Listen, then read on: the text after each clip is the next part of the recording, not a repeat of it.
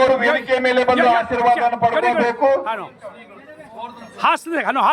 ಶ್ರೀ ಗೋವರ್ಧನ್ ಚವ್ಹಾಣ್ ಅವರು ದಯವಿಟ್ಟು ವೇದಿಕೆ ಮೇಲೆ ಬಂದು ಆಶೀರ್ವಾದವನ್ನು ಪಡ್ಕೋಬೇಕು. ಶ್ರೀ ಪ್ರವೀಣ್ ಕುಮಾರ್ ಗುರ್ಜರ್ ಅವರು ಮಂತ್ರ ತಲೆಯ ಮೇಲೆ ಹಸ್ತವನ್ನಿಟ್ಟು ಆಶೀರ್ವಾದವನ್ನು ಪಡ್ಕೋಬೇಕು. ಮಾಡಿ ಮಹಾಮಂದಿರವನ್ನು ವೃತ್ತಿಯಲ್ಲಿ ತಾಯಿಯವರು ವೇದಿಕೆ ಮೇಲೆ ಬಂದು ಪೂಜೆಯ ಆಶೀರ್ವಾದವನ್ನು ಪಡ್ಕೋಬೇಕು.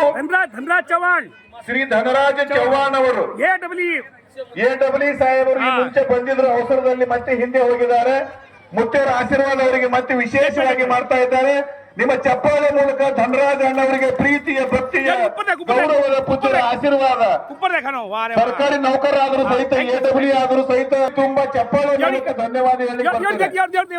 ಯಾಕಂದ್ರೆ ಸಣ್ಣ ಊರಲ್ಲಿ ಸಹಿತ ನಗರದಲ್ಲಿ ಅನೇಕ ನಮ್ಮ ತಹಶೀಲ್ದಾರ್ ಸರ್ ಇದ್ದಾರೆ, ಮೇಡಮ್ ಅವರು ಬಂದಿದ್ದಾರೆ.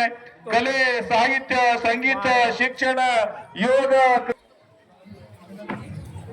ಇವತ್ತಿನ ಪ್ರಸಾದ ಸತಿಪತಿಗಳು ಒಂದಾದ ಭಕ್ತಿ ನಾಯಕನವರು ಎಲ್ಲ ಸೇವೆಗೆ ಅವರು ಸೂತ್ರಧಾರಿಗಳಾಗಿದ್ದಾರೆ. ಅಂತ ಹಿರಿಯರು ಪೂಜ್ಯರ ಆಶೀರ್ವಾದವನ್ನು ಪಡ್ಕೋಬೇಕಂತ ಕೇಳ್ತೇನೆ.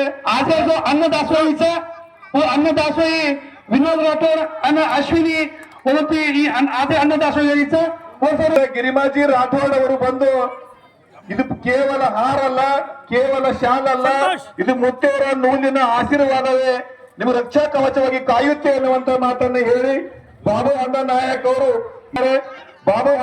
ಅವರು ವ್ಯಕ್ತಿ ಅಲ್ಲ, ನಮ್ಮ ಸಮಾಜದ, ನಮ್ಮ ದೇಶದ ಶಕ್ತಿ ಅಂತ ಹೇಳಿಕೆ ರಾಮಚಂದ್ರ ರಾಠೋಡ್ ಸರ್ ಸಹಿತ ವೃತ್ತಿಯಲ್ಲಿ ಶಿಕ್ಷಕರಾಗಿ ನಿವೃತ್ತಿ ಹೊಂದಿದ್ದಾರೆ. ನಮ್ಮ ರಾಮಚಂದ್ರ ಅಣ್ಣ ಅವರು चंद्रकांत ऊपर एक हास हास नो वारे वाह वारे वाह